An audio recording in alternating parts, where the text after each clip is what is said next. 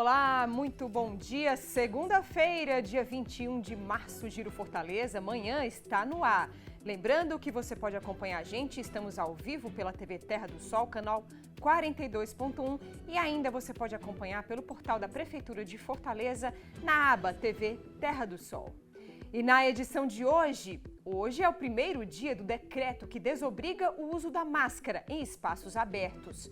Mas a medida vem depois da análise da queda de casos de Covid e também da taxa de cobertura vacinal. A proteção segue obrigatória em locais fechados. E nesta segunda-feira, o passageiro de ônibus pode pagar a passagem com o QR Bus. A gente te explica. Você vai ver também que dentre os 1.062 semáforos da capital, 56% são chamados inteligentes. No Giro, você vai entender por quê. Começam hoje as inscrições para o casamento coletivo LGBT, que acontecerá em julho. E ainda, bibliotecas recebem doações de livros para aumentar o acervo para o público.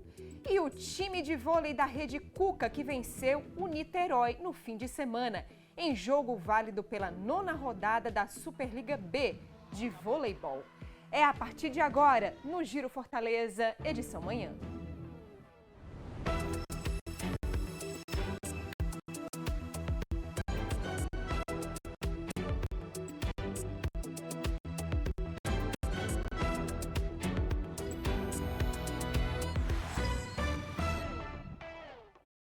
É isso, seja muito bem-vindo e a gente abre essa edição falando que depois de 2 anos de pandemia, finalmente uma notícia que nos anima um pouco, nos dá um pouco de alívio, né? É o novo decreto que desobriga o uso das máscaras em espaços abertos a partir de hoje. A medida foi depois da análise da queda do número de casos de Covid e também da taxa de cobertura vacinal pelo Comitê Estadual de Enfrentamento à Pandemia. Mas segue a recomendação da permanência do uso para pessoas que possuem baixa no sistema imunológico, por exemplo. Além disso, o uso da máscara continua obrigatório em locais fechados. E olha, a partir de hoje também tem novidade no transporte coletivo. A gente anunciou isso na sexta-feira. Nessa segunda, é possível pagar o ônibus através do QR Bus. Ele funciona como um bilhete digital em que os passageiros podem adquirir e utilizar no momento do embarque. A alternativa é oferecida através do aplicativo Meu Ônibus.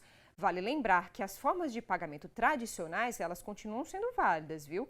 O superintendente de Vale Transporte do Sindônibus, Paulo César Barroso, dá mais informações para a gente. Veja só.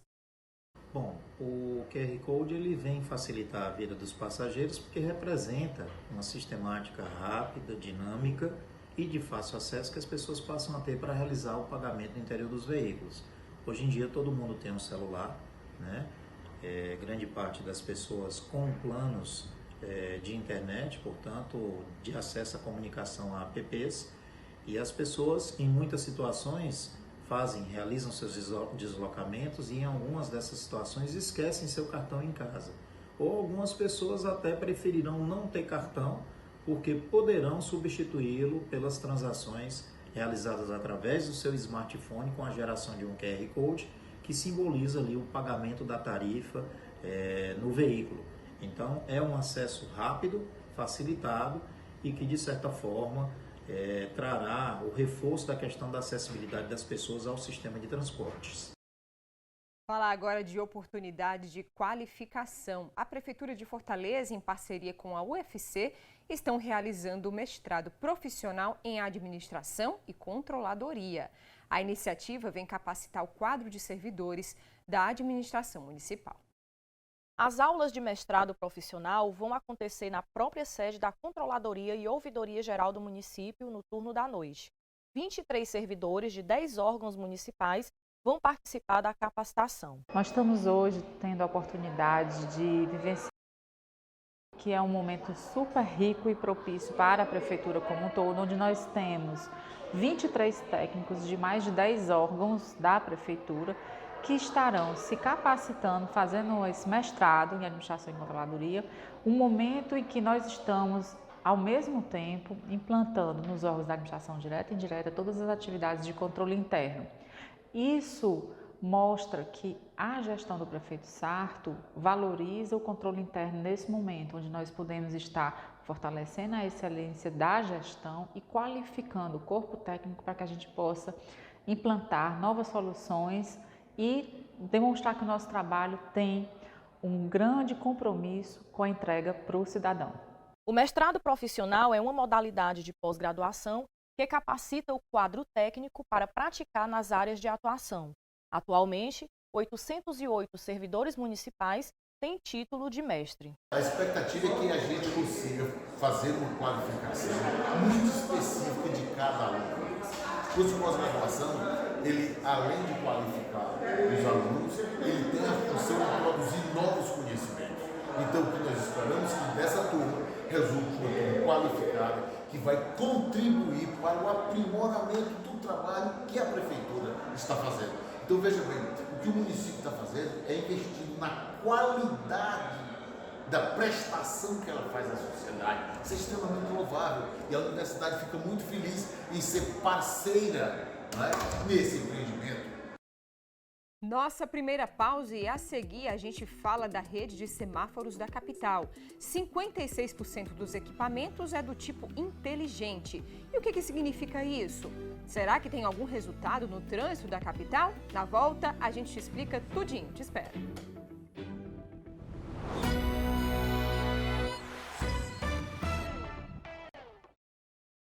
Giro Fortaleza de volta ao vivo para você. São 10 horas e 8 minutos neste momento na capital. Essas são imagens do trânsito aqui na nossa Fortaleza, imagens que são fornecidas em tempo real ali pelas câmeras de vídeo monitoramento da AMC. Essa é a Avenida Carlos Gereissati, mais conhecida como Avenida do Aeroporto, que olha, gente, eu acho que tá trânsito intenso nesse momento aí nos dois sentidos. A gente vê bastante movimentação de veículos, porém faz sol, né? Não tá pista escorregadia, não fica alerta para o motorista, porém só seguir aí as regras de trânsito e principalmente a questão da velocidade. Vamos a outro ponto aqui da nossa capital? Tá aí a Avenida Antônio Salles, ali no cruzamento com a Barão de Sturdat. Eu não sei se é por conta da imagem da câmera, mas parece que está um pouquinho nublado por ali. E a gente observa ali também no chão, né, na pista, que nessa avenida aí tem redução de velocidade, viu, motorista? 50 km por hora, redução essa que já foi bastante eficaz, já foi provada aí que houve uma redução na quantidade de acidentes e o resultado desses acidentes também acaba sendo menos grave, isso quando ocorre. Sinal fechou nesse momento, porém não tem nenhum tipo de congestionamento aí no local. E olha, gente, por falar em trânsito, nós preparamos uma reportagem para você sobre a rede semafórica aqui de Fortaleza. Entre os 1.062 equipamentos, 56% são semáforos inteligentes, ou seja, controlados em tempo real e com a função de dar mais fluidez no trânsito. Veja só. Há anos os semáforos fazem parte do ordenamento do trânsito, mas com o rápido crescimento das cidades, é preciso buscar novas estratégias que possibilitem a fluidez do tráfego. O semáforo inteligente é uma nova ferramenta que permite o controle em tempo real. No pico da manhã, por exemplo, o sinal verde pode ficar aberto por mais tempo em relação a outros períodos do mesmo dia. O controle e o monitoramento de todos os semáforos inteligentes é feito desta sala. Com isso, qualquer falha que for detectada pode ser resolvida muito mais facilmente. Comumente é chamado inteligente porque ele consegue mensurar a demanda de viagem, a demanda de veículos que está naquele local. Como é que ele mensura isso? Existe um detector que fica na rua, ele pode ser uma câmera e pode ser um laço que está implantado no asfalto. Ele detecta a passagem do veículo e ele vai contando os veículos, né?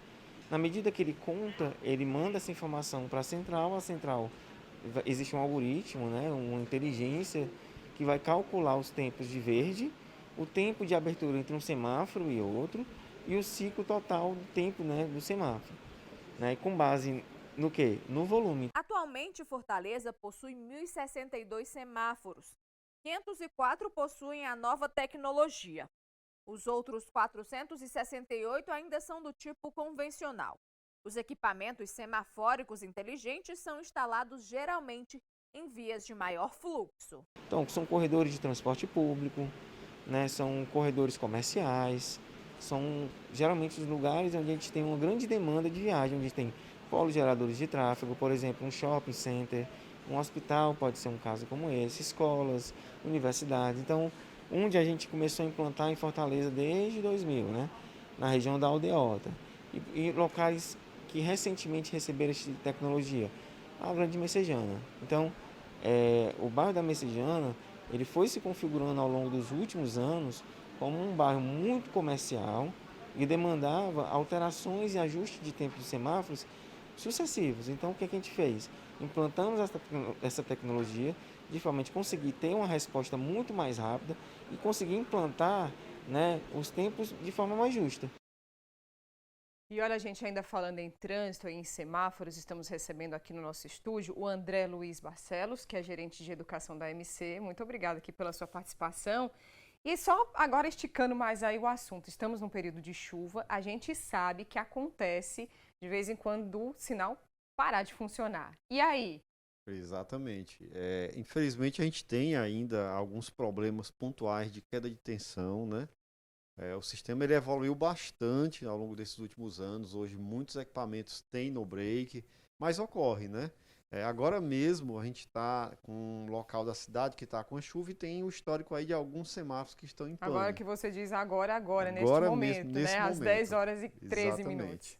Aí nessa situação, a própria legislação ela já indica qual é o procedimento, né?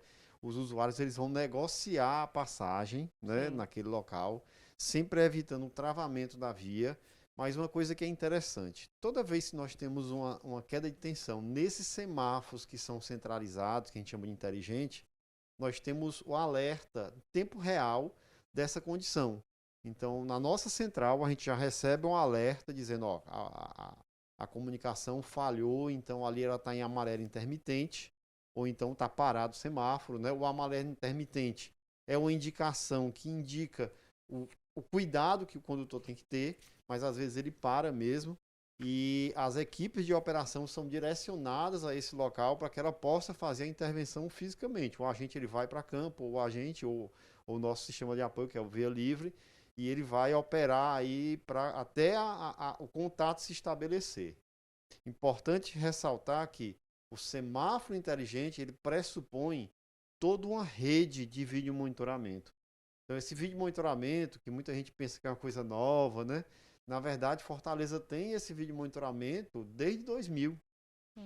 Só que antes ele era restrito a observar os fluxos veiculares e toda vez que tivesse uma interferência, a equipe de operação ela chega ao local e ela vai poder dar fluidez. Hoje, além disso, o vídeo monitoramento também colabora com a segurança, porque você também fiscaliza pelo vídeo monitoramento, né? Mas numa situação do semáforo parado, norma geral de circulação, negociar a passagem, ter a cortesia, que aí o trânsito ele flui normalmente. Isso, e sempre lembrando que existem as prioridades, né? Ou seja, ambulância, né? Carro de polícia, né? Numa situação como essa, você, como você disse, saber negociar e saber lembrar, né? E respeitar que essas são as prioridades no momento, até se chegar um agente, até se controlar aí toda a situação, né? E assim, às vezes ocorre cruzamentos muito grandes de acontecer o travamento daquela área, né? Aí o agente chega, ele tem que fazer aí uma negociação também para liberar. Então acontece isso às vezes, né? Mas a gente tenta sempre ter em cada região da cidade uma equipe para poder chegar o mais rápido possível e poder dar essa prioridade. André, vou colocar aqui uma situação que imagino que aconteça aí com muito motorista. Você está numa via que, digamos, está com um fluxo maior de veículos. Na tua frente está um caminhão, tampando ali a sua visão do semáforo. De repente, você está em cima da faixa, o sinal fecha. E aí? Perfeito. Esse motorista é culpado, não é? As culpas são divididas? Pois é, aí é uma situação que a gente tem que ter um cuidado, né? O condutor, ele precisa manter a distância, né, lateral, frontal de todo o veículo. Então, toda vez que você chegar numa situação dessa, próximo ao semáforo, o ideal é você diminuir um pouco a velocidade para ter a visibilidade. Se, por acaso, não deu, está muito em cima, os semáforos que têm a fiscalização eletrônica, que tem o equipamento lá, que você consegue ver facilmente, eles têm um tempo de retardo para fiscalização. Esse tempo ele varia de 3 a 5 segundos pelas recomendações técnicas, né? Fortaleza ele usa esse tempo máximo, né? Ele usa em faixa mais ou menos 4 segundos, né? Então você pode contar de 1 até esses 4 segundos, aí ele vai começar a captar para poder fazer a fiscalização. Ou seja, de toda forma tem que ter cuidado. Muito cuidado. Porque às vezes nesses 4 segundos não dá para você sair, não dá para tempo. você fazer nada. Verdade. E o que é que caracteriza o avanço? O que caracteriza o avanço é você ou passar daquela linha de retenção, que é aquela linha no chão, Sim. né? Que é perpendicular à via, ou a faixa de pedestres. Faltando uma, tem a outra. Então, se você passa desse elemento, de um desses dois elementos, isso vai caracterizar o avanço. Então, passou da linha, 3 segundos, 3 a 4 segundos, aí ele vai poder captar e autuar esse veículo. Então, é ter cuidado. É uma situação que, infelizmente, a gente acontece vendo muito em Fortaleza, que os semáforos, eles são sempre colocados depois da quadra, né? Se você for prestar atenção, para ter essa caixa maior, que é esse espaço de acomodação para o semáforo, em Fortaleza a gente convencionou botar depois do cruzamento o semáforo. Então o que é que acontece? Ou seja, quando ele passa do sinal que ele está no próximo, não é isso? Na ele outra fica logo faixa. depois, na outra esquina, né? O Sim. semáforo fica sempre ali implementado. Então, o usuário que vem na via perpendicular, muitas vezes ele observa o outro semáforo, o outro foco. E quando ele vê lá chegando no amarelo, ele já começa a se preparar para movimentar. Não deve fazer isso. Você deve prestar atenção sempre no seu foco semafórico, porque existe aí também sempre um vermelho de segurança, né, para todo o cruzamento, né? Então, muitas vezes, se a pessoa olha para o foco que não é o dele, ele pode até avançar esse semáforo, né? Então, fica esse cuidado. E até os demais usuários estão olhando para o foco que está no sentido da via para não haver acidente. Infelizmente, é uma situação que ocorre. E por falar, né, em avanço de semáforo, existe uma outra situação que é um pouco polêmica, né? Sim. A questão qual horário que você pode avançar por questão de segurança, né? A gente sabe que infelizmente tem pontos perigosos que tem um semáforo lá, mas que você, obviamente, que não quer se arriscar ficando ali parado para acontecer alguma coisa. Vamos explicar isso bem direitinho aqui para o nosso telespectador. Pode, não pode, que horário que pode, como é que faz. Tem a questão da velocidade também, né? Tem um limite que você pode passar, avançar. Vamos lá. No modo geral, o que a gente tem é que não se avança semáforo, né? Semáforo é uma indicação que era obrigatória e é de parada. Então, o semáforo não se deve avançar. Claro que existem situações onde há o que a gente chama de estado de necessidade. Você está num local ermo, né? Então, numa madrugada, são situações que realmente você vê até situações ali de risco. Então, aí é o estado de necessidade que ele vai até tá acima da própria legislação, de um modo geral. Mas isso não vai, de forma alguma, diminuir a culpa se acontece um acidente. Então, primeira questão, não existe liberação para avanço semáforo. Fortaleza, por questões de segurança, os equipamentos, né, eles não captam essa imagem, né, no período da noite, né, principalmente aqueles períodos aí que normalmente a via está menos movimentada, mas isso se a pessoa faz com aquela prudência de baixa velocidade, né? Então, nós temos aí até 30 km, né? O equipamento ele vai estar inerte, né? Mas o agente visualizando essa situação, ele pode fazer a autuação. Porque o agente está em campo, ele está avaliando se há ou não esse estado de necessidade. Então, não existe liberação para avanço semáforo. O que acontece é que o equipamento ele não vai captar se a pessoa for com todo abaixo desse limite de 30 km por hora. Existe um horário que esse equipamento não funciona? De que horas até que horas? A partir de 20 horas, né? Até às 5h59, né? Mas é bom ressaltar, 20 horas tem locais da cidade que você não tem como avançar um semáforo. E a cidade, por conta desse período até de pandemia, os tempos, os horários de pico, eles foram alargados, né? Então, a recomendação aliás, a obrigação é respeitar o semáforo, né? Se houver uma situação de necessidade, que é algo que aí é realmente uma necessidade extrema, aí você vai em baixa velocidade e vai se movimentando.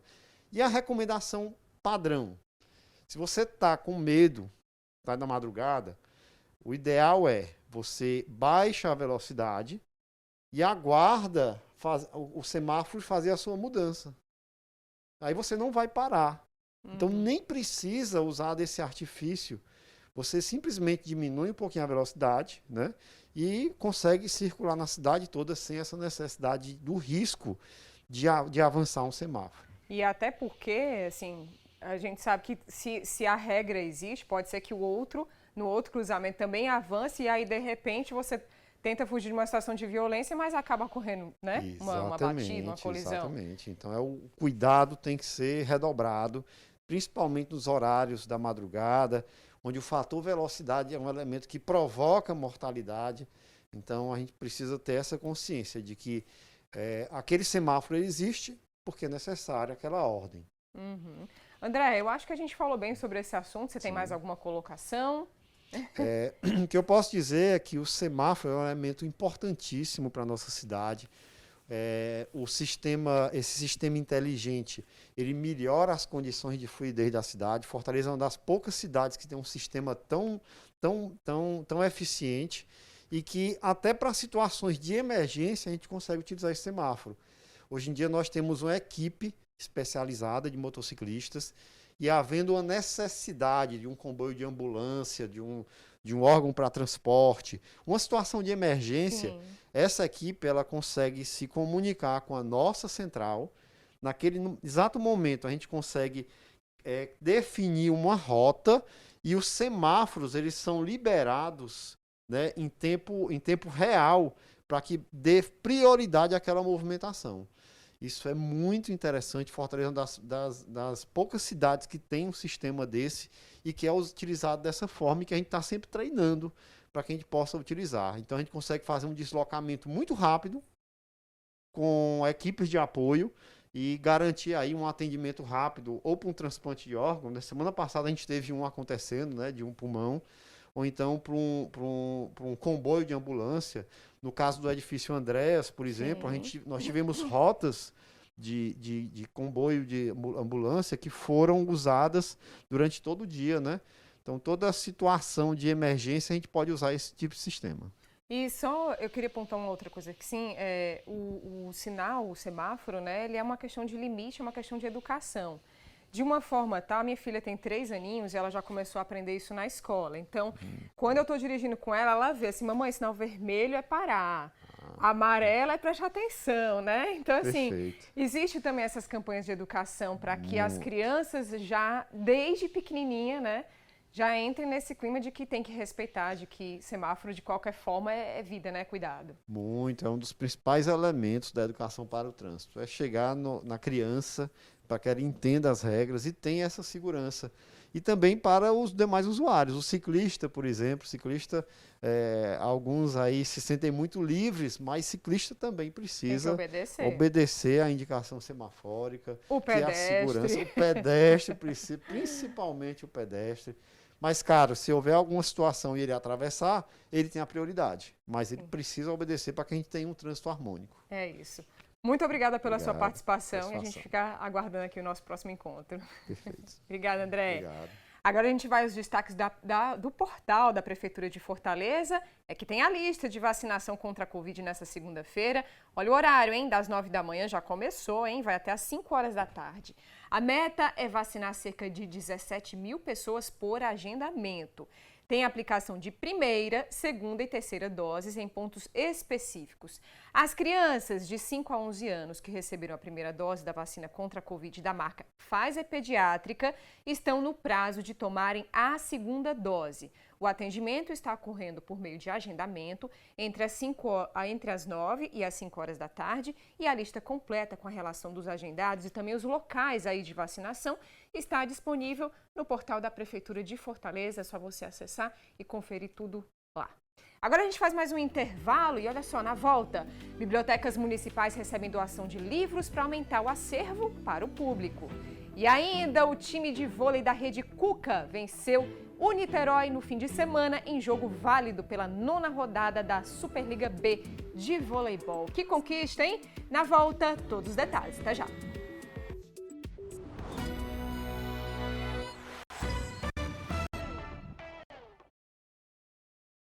Giro Fortaleza, amanhã de volta para você, são 10 horas e 29 minutos e a gente volta com notícia boa, viu? Bibliotecas públicas municipais estão realizando arrecadação de livros e assim promovendo o incentivo à leitura das crianças. Se você tem livros em bom estado de conservação em casa e quer abrir espaço na estante, as bibliotecas municipais estão recebendo essas obras. Livros infantis, revistas, títulos livres e gibis podem ser doados. A Biblioteca Herbênia Gurgel, ela recebe livros em doação e vocês podem fazer as doações diretamente na biblioteca, que fica localizada na rua 531, número 25, no bairro Conjunto Ceará. E para doar, basta vir diretamente à biblioteca. Nós recebemos livros voltados ao público infanto-juvenil, né, por sermos uma biblioteca infantil. E esses livros são de vários temas, pode ser literatura clássica, gibis, né, que são as revistas em quadrinhos, como também paradidáticos. Não recebemos nem apostilas e nem livros didáticos. A Biblioteca Infantil Herbênia Gurgel já está há 4 anos movimentando a população do bairro Conjunto Ceará. Com uma estrutura voltada para crianças e adolescentes, o espaço recebe doações de livros clássicos, quadrinhos, livros paradidáticos e literatura infanto-juvenil. Além dos livros, o equipamento também recebe brinquedos e jogos. Na Biblioteca Herbênia Gurgel, que funciona em uma escola no bairro Conjunto Ceará, este tem sido um espaço de troca de experiências entre crianças.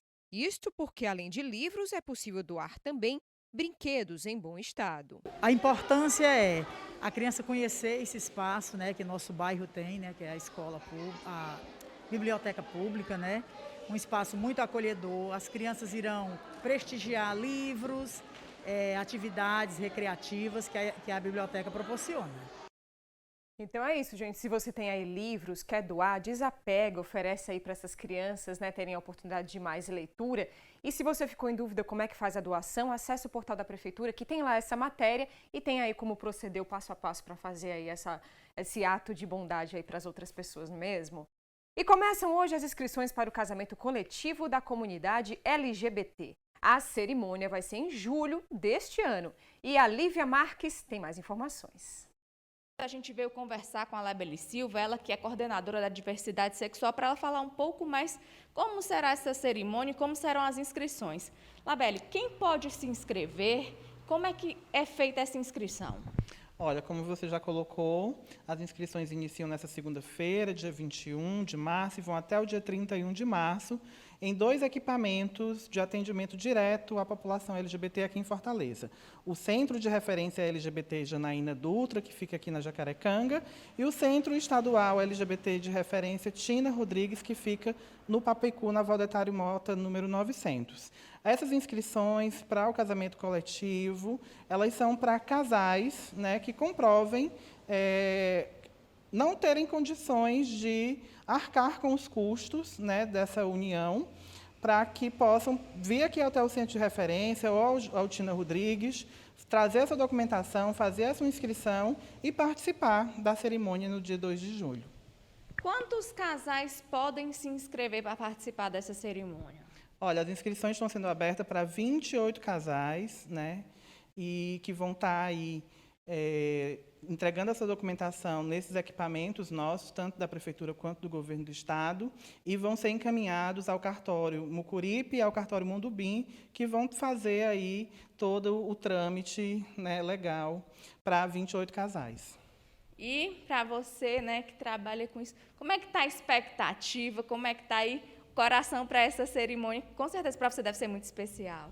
Olha, a gente está muito feliz, né? É um esforço coletivo, conjunto, entre Prefeitura, através da nossa Coordenadoria da Diversidade Sexual de Fortaleza, da Secretaria de Direitos Humanos e Desenvolvimento Social, da SPS, através da Coordenadoria Especial da Diversidade Sexual do Governo do Estado do Ceará, Cartório Mucuripe, do Cartório Mundubim, com apoio também, né, da Defensoria Pública Geral.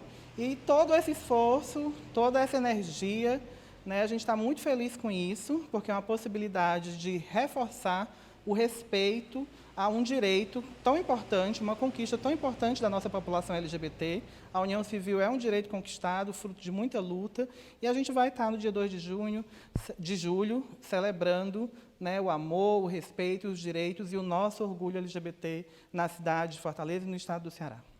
Muito obrigada, Labelle, pela sua participação. Então é isso, se você quiser se inscrever do dia 21 ao dia 31 deste mês, nos 2 locais que a Labelle já falou. São essas as informações e eu volto com você no estúdio. Obrigada, Lívia. E o Giro Fortaleza fala agora do time de vôlei da Rede Cuca, que venceu o Niterói Vôlei no fim de semana em jogo válido pela 9ª rodada da Superliga B de voleibol. Com a vitória, a equipe está classificada para a semifinal do campeonato e enfrenta o Café Vasconcelos Araguari na próxima semana, aqui em Fortaleza, em data ainda a ser definida. Os atletas do time já voltaram à nossa capital. Ontem à noite chegaram aqui e já se preparam aí para esse novo desafio. Boa sorte aí, parabéns para os meninos. E ainda falando dos atletas da Rede Cuca, em dia histórico para o judô, a equipe da instituição garantiu 12 vagas na seletiva regional do Campeonato Brasileiro de Judô, que vai ser realizado em Natal, no Rio Grande do Norte. Dos 33 atletas inscritos, 11 conseguiram se classificar para a próxima fase. Ainda tem chance de mais classificações de judocas que tiveram bons resultados nesta etapa. E a gente, claro, fica aí na torcida por todos esses campeões, né? De qualquer forma, são campeões. Chegamos ao fim da nossa edição de hoje. Muito obrigada pela sua companhia. Você pode rever o nosso programa no nosso canal no YouTube, hein? Se inscreve lá, curte, comenta. Basta colocar canal TV Terra do Sol, que vai ter tudinho lá. E outras notícias ao longo da nossa programação no Giro Tarde e também no Notícias de Fortaleza. A gente volta a se encontrar amanhã às 10 horas da manhã em ponto, hein? Eu, você, Vicente, toda a nossa equipe aqui por trás das câmeras. Esperamos por você, hein? Até lá. Tchau, tchau.